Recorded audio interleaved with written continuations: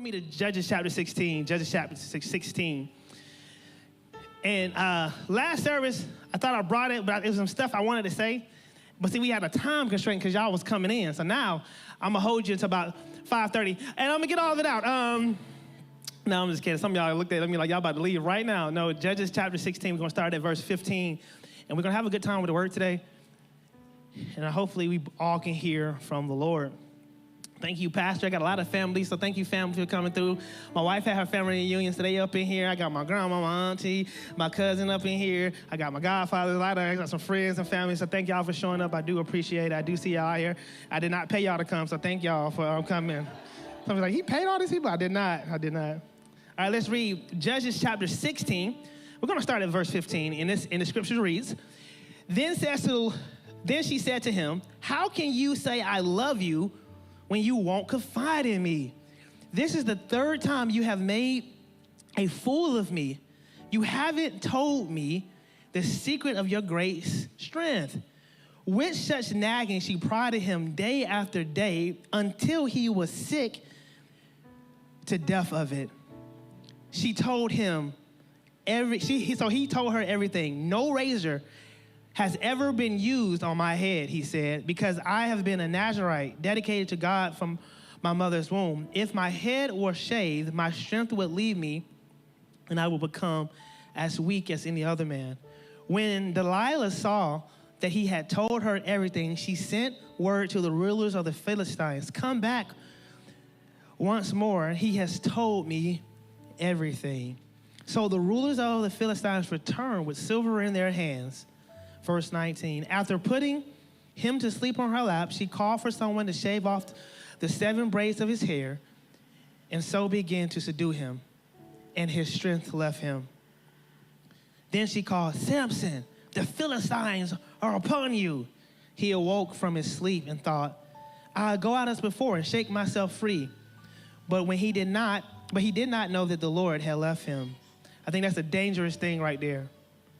And then the Philistines seized him, gouged out his eyes, took him down to Gaza, binding him with bronze shackles. They sent him to the grinding grain in prison. Let us pray. Dear Heavenly Father, thank you for this word. Always remove me. Allow your Holy Spirit to rest in this place.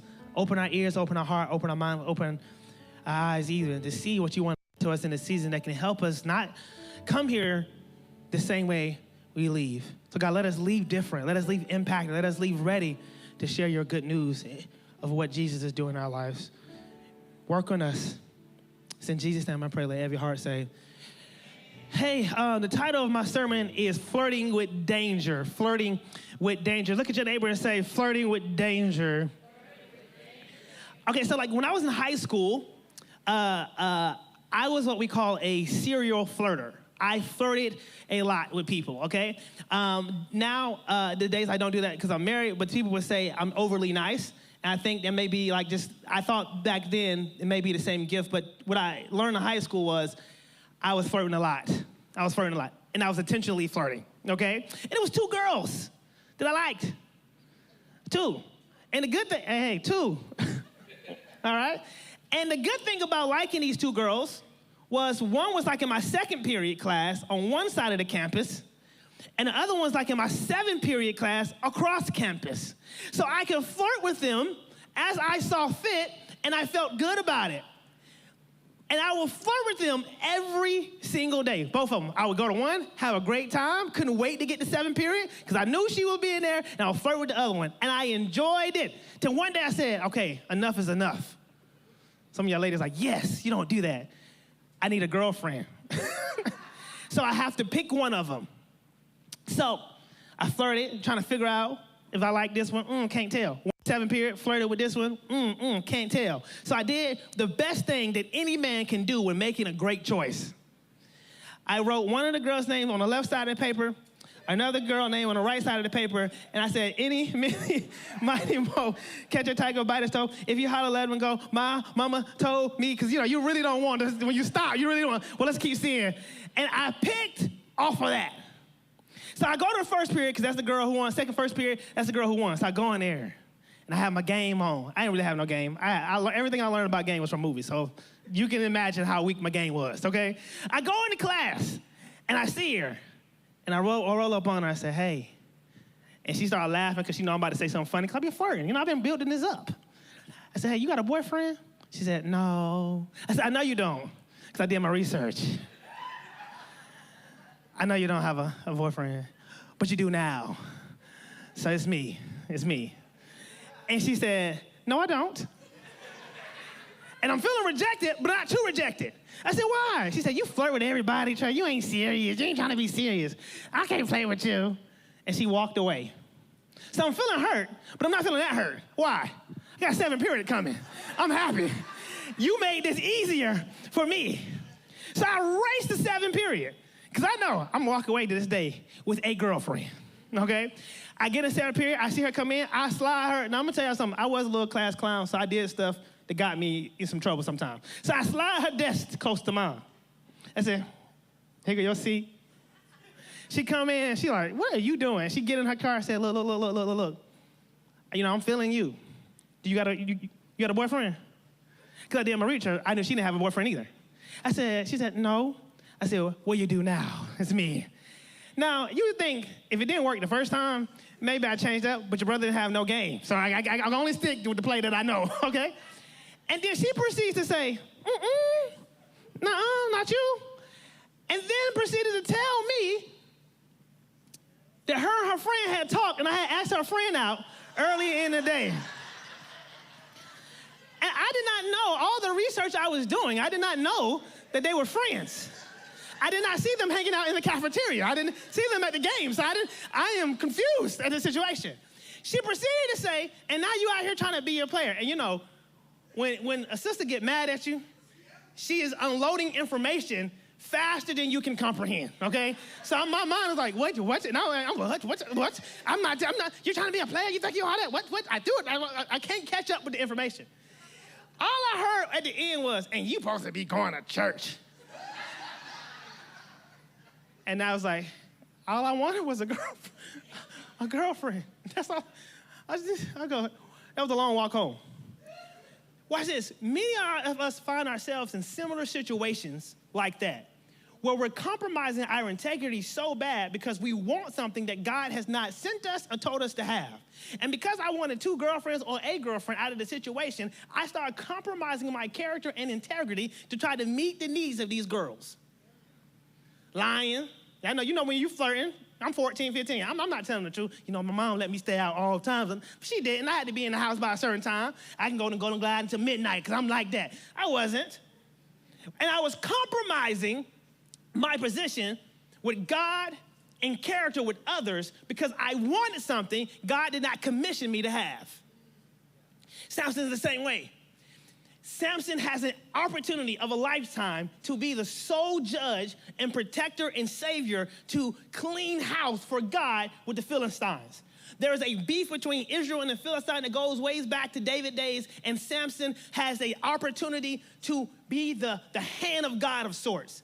As a matter of fact, when Samson Jordan was born, his parents, God said to his parents, don't cut his hair and let him have nothing to drink. He gonna be that dude. He gonna be that man. He's going to be that. He's gonna be my instrument to get the Philistines in order. Now, what bothers me a little bit about this is I don't know if his parents told him the ramifications of his actions, but we see that he does not have a high respect or high integrity or high character for women. He doesn't know how to choose them. All he goes off of, I like them. Sound like a young Trey. And he chooses one chick. It's some crazy stuff you got to read it. It's some crazy stuff that happens. He ended up having to leave her because somebody else got her. It's crazy. And then he goes messing with prostitutes because he's got to have them. No self-control. And then he walks upon this lady who got his number. And fellas, I mean, all the young fellas in it, it's always going to be a woman, if you're not careful, who's going to have your number. I know what I'm doing. I'm a player. I'm a Mac. It's going to be one woman. It's going to have you crying. Listen to You Got It Bad by Usher. It's always going to be one. And she tricks him 3 times to give the secret. The first time he doesn't catch on. The second time he doesn't catch on. The third time she gets it out of him because she nags him so long. You got to be careful with the people you allow in your life that's going to wear you down and do something God has never called you to do. When you going to go clubbing with us? When you going to go out with us? When you going to hang out with us? And girl, you know you need to be talking to him. Girl, he like you. Girl, you know. And you're like, no, I'm good. No, you single though. And he like you. It sounds like a match. No. And Samson gives away his secret. And what vexes me about this story, even now, every time I read it, I cringe, is he gets up after his hair has been shaved off and goes to do what God has called him to do without God's presence. Which goes to show that God has called you to do stuff, and you think because you're living a certain way that God won't remove his presence from you, now you have no success at it. So we really have to be careful with trying to operate in our purpose without God's presence. Well, God called me to do this. But is he with you while doing it? Saul was king, but God removed his presence, and his kingship looks totally different. This leads me to my first point is compromise weakens conviction. Your conviction is the thing God has put you here. It's the thing that you get up for. It's the thing that drives you. And if you compromise your convictions, what you'll do is fall for anything. Samson, he shows us this right here. Okay, I'm gonna give y'all this. I don't make this up. Judges 14, 1-3. I saw a woman in Timnah. Get her as my wife. That is what he told his parents. I saw a lady down the street. Go get her. I'm good. No, hey, mom, dad, how you doing today? I saw this beautiful lady down there. Can we arrange a situation so that one may have her as my wife? Nope. Watch this. Judges 16:1. One day Samson went to Gaza where he saw a prostitute and he spent the night with her. This guy is all over the place. And then we see in 16:4-5, he meets Delilah and falls in love with her like that. A part of me wants to blame Samson. But another part of me is like, how did they raise you? That you just fall in love with everything that you see. Do you know anything about her? Samson has no discernment. He's just picking girls. Oh, I like you, I like you, I like you. And he doesn't recognize that all these consecutive bad choices, it will lead him to destruction. Watch this. We have to be careful as parents to see that our kids have talents. They play basketball well. They play football well. They sing good. They can dance. They can do this. And we get our hopes and dreams and ambitions into what they may become that we stop disciplining them in the right way. Watch. Samson's parents got a heard from the angel of the Lord. They said, hey, he gonna do this. You don't think that they didn't get a little pride in that? Oh, he can do what he want to do. Because God got him. He already stronger than us. He gonna watch this. He gonna be real big one day. So we just need to sit back. And because they did not discipline him in the way that he needed, although he had a purpose and the presence of God, he messed it up because he couldn't deal with his lady problem. We have to be careful of allowing our kids to just get by with stuff and we don't discipline them because they got some talent. Because they beautiful. Because they get some recognition. Because we trust them. My kid, every time, okay, this is my soapbox. Every time I hear a parent tell me, oh, my child would never do that. I said, did you? Did you do something that your parents said you would never do? I mean, that's me. They came from you. And they fused with another version of you with another 23 chromosomes that probably did a little bit the same or worse than you did. So now you got two people that's saying, we can do this better than you. They can hide it better. They sneakier. And if you're not doing your job as a parent, what will happen is you're not preparing them for the world, so when they get out there, they're losing everything. Now they're 35, 65, living with you still. No purpose, no nothing. And now you mad at the world. I don't know why they won't get up and do nothing. You didn't never put nothing in place to teach them this is what you need to do. Watch this, to survive without me. All right, I'm off my soapbox. That's for the youth ministry. Samson made choices that kept leaving him in questionable situations.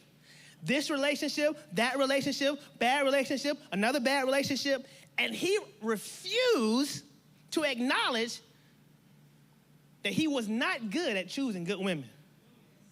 And he allowed those series of choices to get him off his purpose.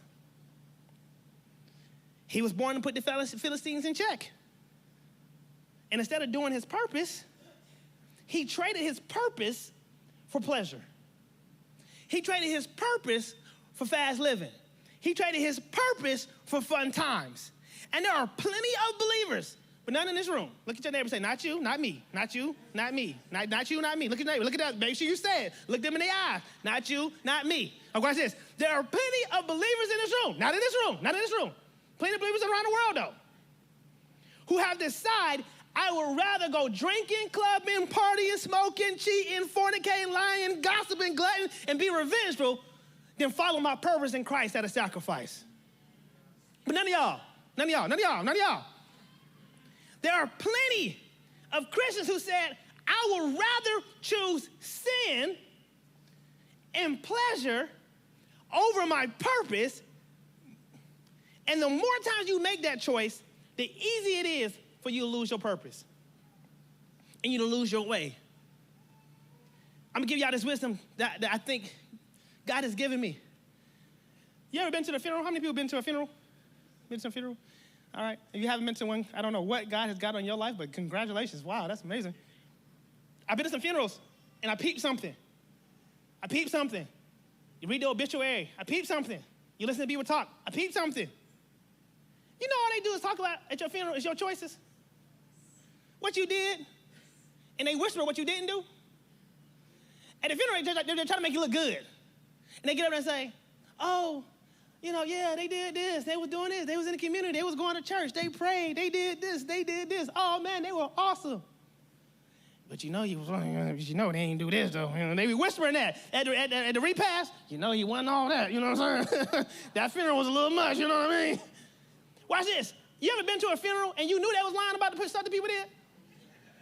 Some of y'all know, so we laugh at people that say, you haven't been to one yet? Congratulations. I'm glad you're around a lot of high morality people.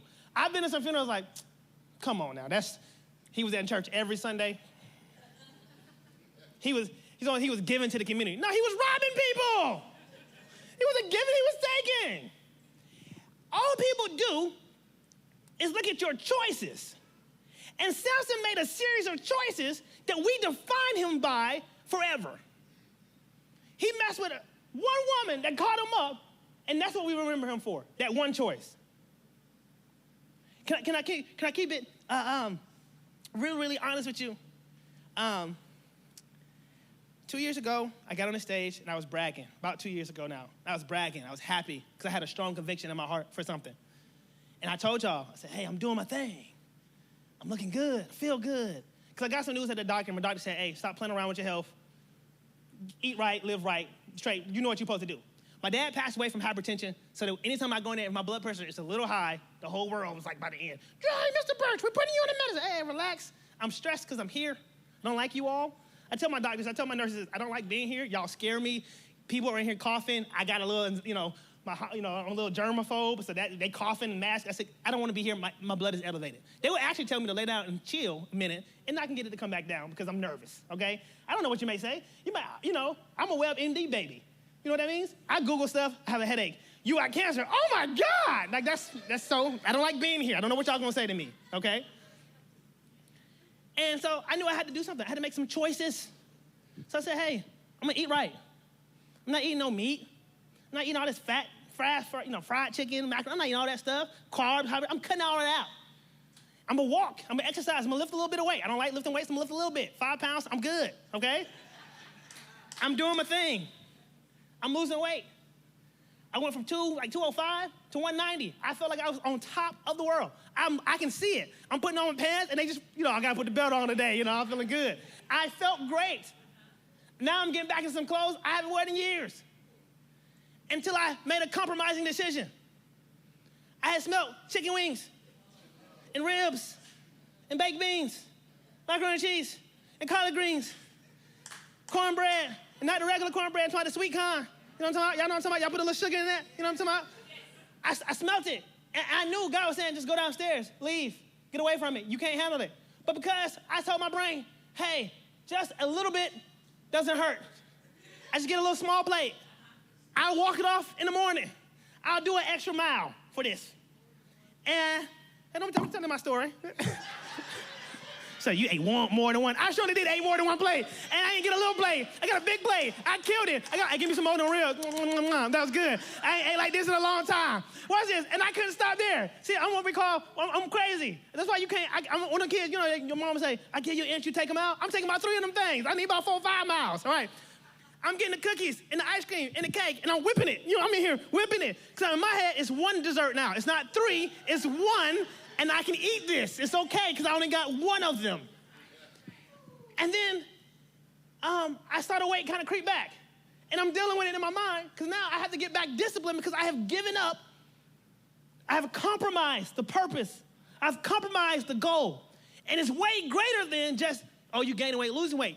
I know the consequences of my actions can lead to me to death, lead to me to put on medicine, can lead to my body getting sick, but it tastes so good right now. Yes. And I'm gonna tell you something, church people are mean. Church people are mean. When you're losing the weight, oh, Trey, you looking good. Oh, you slimming down, look at you, you love that. But when you're gaining it back, are you okay? God bless your heart. Trey, is that shirt tight? That shirt, is that young shirt? Are you okay? You're looking real round today. Are you stressing? No, I'm just big right now. Leave me alone. What I'm trying to get you to see is that sometimes we compromise with the little things. And we say, I will trade in my purpose so that I can have fun right now. And that's the scary thing. Because when we begin to compromise our convictions, what we're really saying is, wait, I'm going to chip away at the very foundation and purpose and the things God has called me to do because I want pleasure now. I'm going to keep flirting with these forbidden things and sin, so much so that I have now become numb to my spiritual sensitivity. Now when God is speaking, I can't hear his voice because I have been giving up my convictions. I've been giving up my purpose. I've been giving up what God has called me to do. And now I can't hear the tune of the Holy Spirit anymore. Now it feels a little different when you come to church. Now it's hard to raise your hands. Now it's hard to get into the sermon because you have been so spiritually numbed that God is trying to speak to you, but you can't hear him because you got earmuffs on. Because you've been giving away yourself over and over and over and sacrificing your purpose over and over. So when you come here, it's like foreign. What have you compromised that sacrificed your purpose? Hey, point number two, since you ain't like that one, compromise weakens your conviction. Point number 2 is plan with pressure. Now, did y'all know that there's a new definition of this word pressure? We tend to know it as the force you produce when you press something. That's called pressure. All right? That's old people. That's everybody 30 years old and up. The young people have discovered a new meaning for this pressure, and they call it pressure. And when you hear it, you be like, oh, okay, I don't know what you're talking about. Like I may say, my wife is pressure. Now, when we hear it, that makes no sense. We don't know what I'm talking about. When they hear it, they know what I'm saying. I'm saying she is so bad, she will get me to sin and mess up and she will get me to do something crazy right now. That's when they say, oh, man, she pressure. Oh, this situation is pressure. What they're saying is, I can't control myself anymore because of this person or this thing. It's pressure. Samson struggled with this. He had both pressures. He had the one that we grew up knowing, and he had the new one too. And the one he grew up with, the pressure of being the hand of God and dealing with the Philistines. That's pressure. You have to walk a certain way. He had to be a certain way. We know he didn't do it. And then he had the other pressure where every girl that he passed, he had to have. He had both of the pressures. And both of them apparently set him on a path that left him away from God. The situation he put himself in, it's crazy. It's a double pressure. And he just didn't play with the pressure. He chose the pressure. Them girls didn't come up to him. Delilah didn't, watch this. Delilah didn't come to him. He went and found her. The prostitute didn't come to him. He went and found it. The other girl, he was so disrespectful to his parents. He said, I seen her, I want her. It was always his choice. And he could not recognize when to get out. So he gets with Delilah. And he risked his purpose and his future because he couldn't recognize when to leave. And it's easy for us to judge Samson. It's easy for us to say he didn't learn because she tied him up 3 times, y'all. The first time, she said, put him with the bowstrings. Hit him with the bowstrings. Samson, what's your weakness? It's the bowstrings. If you tie me up with bowstrings, I'm going to lose my strength. He woke up with bowstrings on. And he broke out. Now, my brain would have said, if I told you my weakness was bowstrings, why you tying me up with bowstrings? Samson's a little slow. He didn't get it. He didn't get it. Don't worry, fool me once, shame on me. Fool me twice, fool me once, shame on you. Fool me twice, shame on me. All right? So the second time, she said, Samson, you love me, don't you? You love me. Tell me your weakness. Okay. If you put these kind of ropes on me, I'm going to lose my strength. Samson, wake up. You got the ropes on you, Samson. It's your time to shine. He breaks out of them, and he doesn't care. He don't care. The third time, he's so tired of her nagging him, he caves in, and he reveals a secret that he was probably not supposed to, definitely not tell her. And it's easy for us to look at Samson and say, man, you should have learned the first time. How many people say that? Samson should have learned the first time. He didn't know. Yeah. Say, amen. We looking at Samson, we listening, but we is judging up in here. But there's some Samsons in this room. That's why some of y'all didn't say nothing, because I knew where I was going. So I know, God done told me about 4 or 5 times stop doing something, and I'm still, watch this. You didn't learn like Samson didn't learn. When your job said, stop being late, then they fired you. Now you all on Facebook, they gonna fire me? Yes, because they asked you to stop being late, and this is your 12th time. They asked you to be on time, and you couldn't get it together. Like when they told you not to mess with that dude, not to mess with that woman, and you did anyway. Now you stuck with all that emotional and mental damage. Just like when they told you to trust God and wait, but you decided to do what you want to do. We can judge Samson all we want to, but the truth of the matter is all the Samsons ain't dead. Look at your brother and say, hey, are you a Samson? Are you a Samson? Look at it. Are you a Samson? Hey, tell him that. Mind your business. Mind your business. He's talking about, don't worry about who he's talking to. And I got a question. I was wrestling with this question. I was reading the text. Why was Samson playing with pressure? Why didn't he learn? Why didn't he lead this Philistines? And why didn't he just stay in the situation? Why did he never realize that she kept trying to trick him? Why did he realize that he was being set up? And the answer I came to is, we get used to playing with pressure because we don't mind losing our purpose. So I'm going to keep playing and flirting with this temptation because I don't mind losing it. Because if I get him to marry me, I don't mind if I have to sacrifice something. If I get this, I don't mind losing this. If I get this, I don't mind. And sometimes we have to take a stance. Okay. I'm sorry. Let me put this another way. We get used to being a side piece, so we're okay with not getting the ring. Okay, y'all didn't like that one. Ooh, we got quiet up in here. Let me unbutton the top button. Okay, I can do another one. Hope you like this one. You get used to being a doormat or a doorwoman or a doorman, so you don't mind when people walk all over you. Okay, y'all didn't like that one. Golly, Jesus. How about this one? You get used to being around people who aren't going nowhere, who have no drive and no ambition, so you don't mind being stuck in the same dead-end job where they won't promote you or challenge you. All right, last one, because y'all don't like none of these. Jeez. you don't mind being around people who don't have no joy, no peace, no happiness, no money. So you have gotten used to being around drama, chaos, pain, hurt, and being broke. You got used to it. I would rather sacrifice and hang out with these people and be miserable than probably find a season of a long time with God where I can thrive with him and grow with him. But because I can't be by myself, I suffer with them. I suffer with this relationship. I suffer with that relationship. I suffer on this job because, you know what, God would do it, but let me keep this job. And it's killing you. There are situations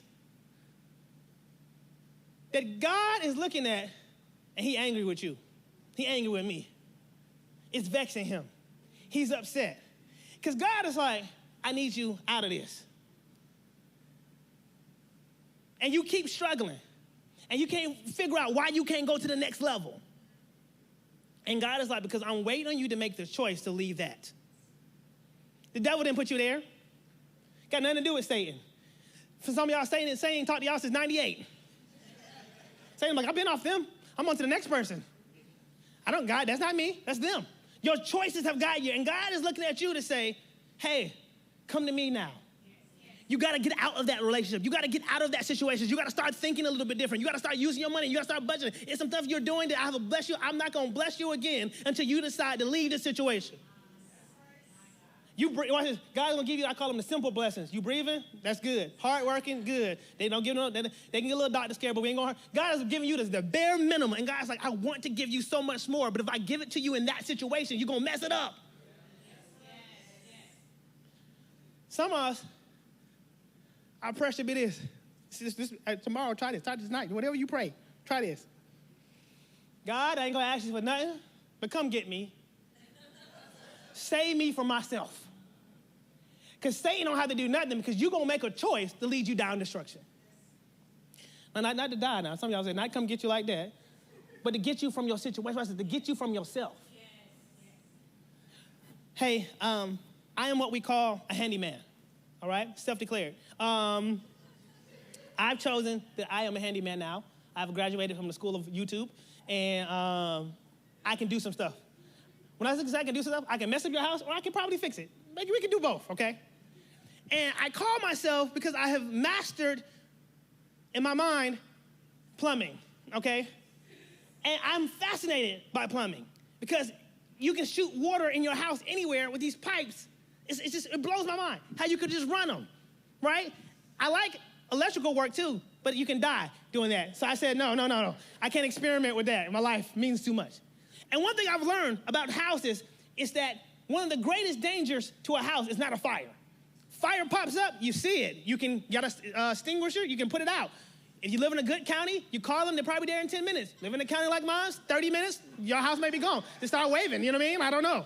You can see fire, you can identify it, you can figure out where it's coming from. It has a location. One of the most dangerous things to a house is water. Water is crazy. One of those pipes, they can erode pipes. It can mess up drywall. You got to change your whole floors. You got this thing, that thing. If the pressure of water is off in your house, it can cause your water bill to do something crazy. How your water bill go from $30 or $40 to $3,000, and you sit in your house like, I have no idea. We're not using that much water because the water is doing something somewhere in your house, and you have no idea. You know what the most dangerous thing to a house is a slow leak. It can leak for years or months, and you won't even know until you see the big old stain on the drywall. I'm like, I think we got a leak. You think? Okay, I tell you this story. I set you up like this to tell you this story. I am a handyman. I told y'all that. Y'all get that. Y'all know that. I call myself putting together this little coffee bar, pantry area. I said, I'm going to do it. We don't need to pay nobody. Trey is here. I put the wall up. Bam. I drill. So what you do is you get the little wood, you put the little glue on it, you put it up, you hit it with some brad nails. Pop, pop, pop, pop. I made sure I got my stud finder. I said, stud. I found all the studs. I was good. It held. I put the shelves up. It looks beautiful. My wife, it looks all right. Cool. It's good. I can take that. All right? We go month or two, and all of a sudden, I'm walking in the basement. I'm chilling, and I feel some water hit my face. Bam. Like, oh, snap. Somebody must have left the sink on or something. Let me go check out the situation. No water's in. So now I'm confused. I go back downstairs. and I have a bucket, and the bucket's kind of filling up a little bit. So now I'm kind of like, okay, something is leaking. We must investigate, okay? Because I'm a handyman. I know what I'm doing. I call my godson and say, hey, we're going to shut down all the water. Like, don't flush nothing, don't do nothing. Just turn on different areas of the house. Because I know what to do. YouTube University. So I find out this section, it's not coming from that section, no leaks. Hey, it's coming from this section. I'm getting leaks. The leaks are putting up. Okay, run the shower, run another shower, flush the toilet, because I'm putting pressure on the system. It's a thing, okay? The water, we do it, and the water starts do. I mean, bop, bop, bop, bop. I'm like, oh man, I found it.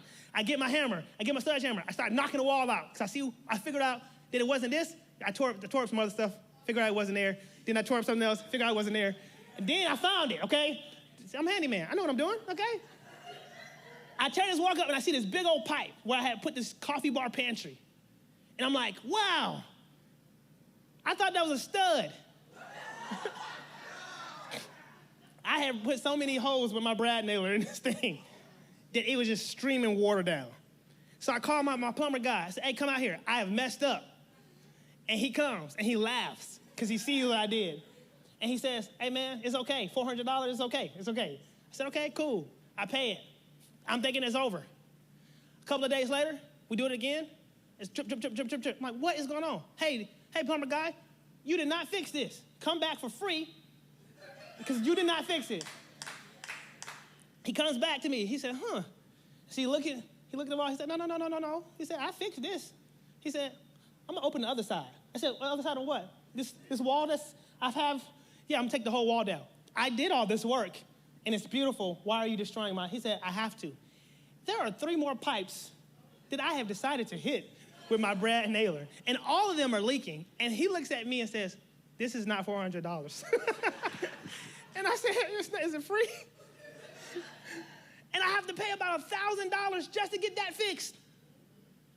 And then I have to pay somebody to put, I said, I'm not touching it no more. I'm going to let, hey, who said that? Coming to a house near you. That's what I need. So stay away from this stuff. And so they fix it, and they put it back up.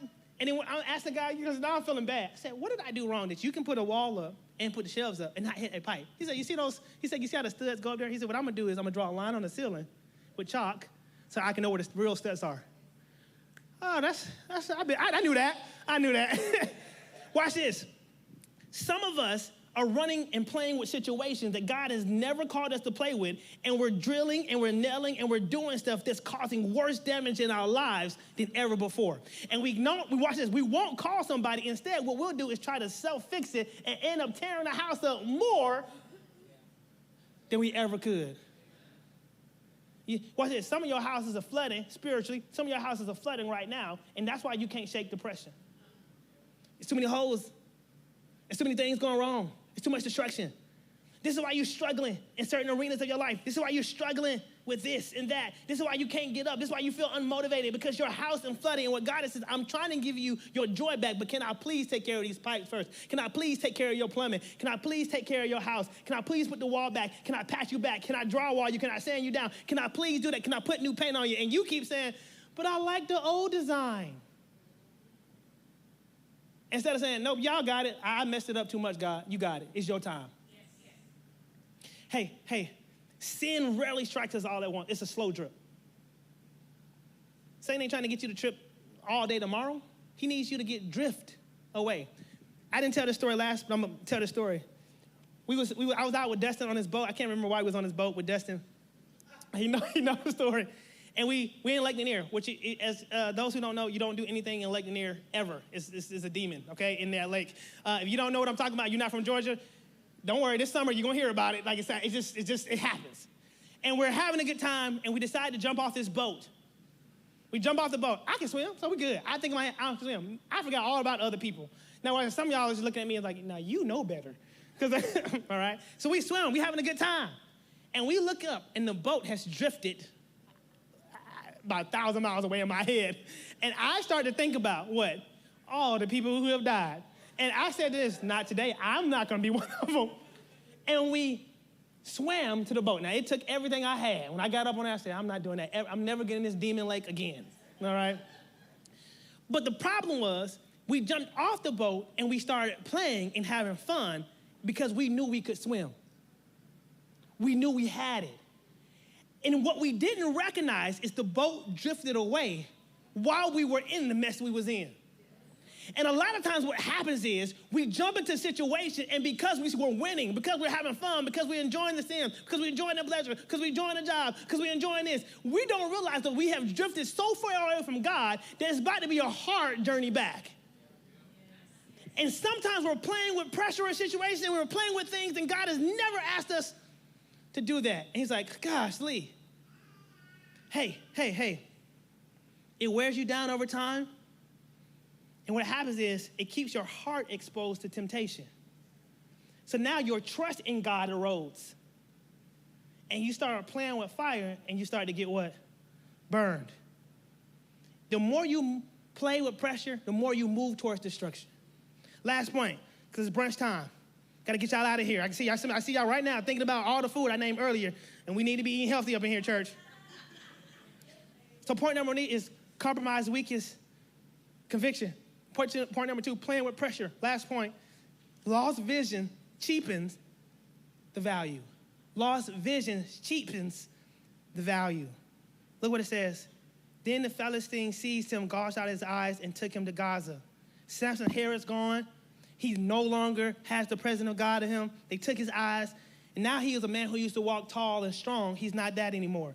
He can't even see danger coming. He doesn't even recognize he doesn't have the presence of God anymore. He is lost. His vision is gone.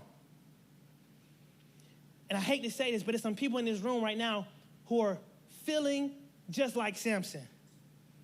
You don't know your vision at all. You have no idea what God has called you to do, and you just lost. The enemy blinded and has blinded his eyes. But some of us, we have blinded our own eyes. Some of us, through our disobedience, through our compromise with our purpose, through playing with so many temptations and pressures, we have now gotten comfortable with the house of failure. We have now gotten comfortable with letting God down. And God is like, I did not call you to do that because that is not your value to me. And let me tell you this, Christians are supposed to thrive. Listen to what I'm saying. Thrive in visionless situations. Not with vision, because the word says we don't need sight. We just need what? Faith. So when we don't have it, we know right who to go to because obviously God is leading me. I trust him. However, when you're living in a spirit, in a place of disobedience, it just leaves you blind. And you don't know what to do. Samson lost his vision. And the scripture says, where there's no vision, the people do what? Perish. You have no vision, no faith, and you're struggling, you're perishing. That's why it feels what it feels like. But you have value still. That's the beautiful thing. And we as Christians have value because Jesus' blood says we have value. He sacrificed himself. So you can have the money. You can have a great network. You can have businesses. You can have success. You can have a spouse. You can have kids. You can have the cars and still feel empty inside. Why? Because that's not where your value comes from. Your value comes from your Creator. The reason your self-esteem is low because you don't understand your value. The reason you're struggling because you don't understand your value to him. The reason you keep failing is because nothing is going to add up to what God has created you for because that is your value. And many of us in this room have lost our vision trying to keep somebody in our life. We lost our vision and our purpose, and we cheapened our value trying to keep a man, keep a girl, keep a job, keep these friends. And God is like, that's not what I created you for. I'm your creator. I gave you the purpose and the value. And your value means a lot more than that connection you have. We keep saying these strange things. I can't live my life without them. And God's like, yes, you can. I made you without them. You've been living so many years without them. But when you don't understand your purpose and you don't respect your value, you'll give yourself to something that God has never intended you to have. Hey, can I be honest and transparent with y'all?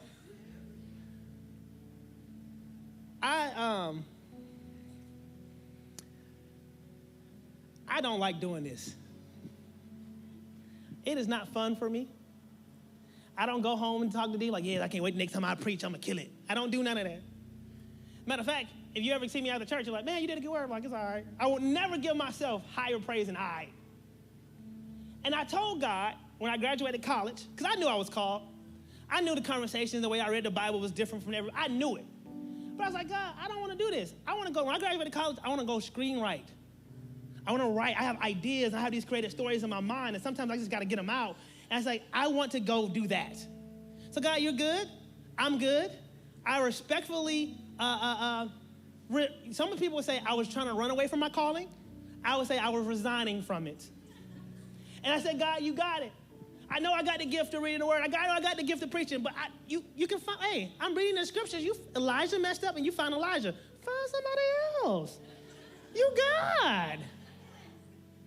And I graduated. And I said, okay, I'm going to pursue that. But I couldn't get no movement because, you can't move to California. You got no money. So I'm looking for a job. It was jobs I knew I'm supposed to have. I go in there. I know I can do this. You're overqualified. Well, y'all just missing out. Y'all don't want to just pay me to do it anyway? Okay, cool. Then it was jobs that I knew I probably couldn't get. And I'm looking at my degree. I have this piece of paper that said I went to school for 4 years and I can do this. You don't have enough experience. I'm at my mom's house, and I'm cleaning her house like I'm about to start a business and cleaning houses. Because I wake up at 6 o'clock, I'll try to apply for jobs about 2 or 3 hours, then I start cleaning everything because I'm so frustrated. For 6 months, I couldn't go on no dates with no honeys because I already told you how I felt about the ladies. I couldn't go out with my friends. I couldn't do anything. I was broke, and this is how I knew I was bad. My mom said, you know what, I'll give you some money to go out. Like, you tired of seeing me? And I didn't want to know.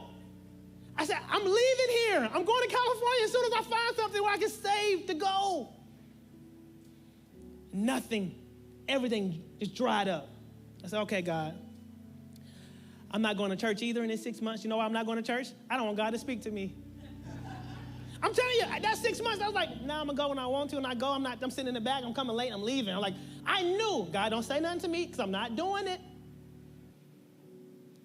Then, I hit rock bottom. And my best friend now, but at the time he was an acquaintance. And he called me and said, hey man, listen, I had this pastor, he was supposed to come preach Saturday night service. He canceled on me. Can you do it? Now, because I'm running from my purpose, I say, no. Watch this.